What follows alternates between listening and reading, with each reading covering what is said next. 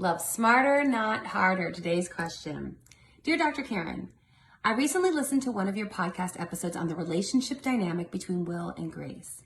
I've been obsessed with the show and I binge watched both the original and revival series, especially since I used to be best friends with a gay man. Considering the lack of boundaries between Will and Grace, I think they grew codependent, which happened to me and my friend too. Do you think Will and Grace were codependent? And if so, to what extent? And also, what are the ways to avoid codependency within friendships? So that was episode 31, where one of my best friends, he's a gay man, came and we talked about what we call gay boy, straight girl love and that unique, special relationship that Will and Grace depicted on the series. So codependency in general, though, if you're close, doesn't mean you're codependent. And the term is confusing because it gets thrown around a lot in pop psych world and that sort of thing.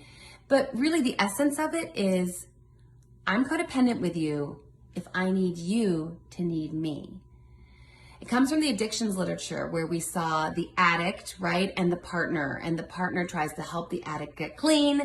And what therapists were seeing was that sadly, the addict had taken on the sick role and oftentimes was even drawn to, and someone who was a helper was often drawn to an addict because their role of helper was also quite fixed. And so what happens then is that even though on the surface everyone's trying to get the addict clean, unfortunately because those roles are so fixed, there's a part of the dynamic that actually is working against the addict getting clean.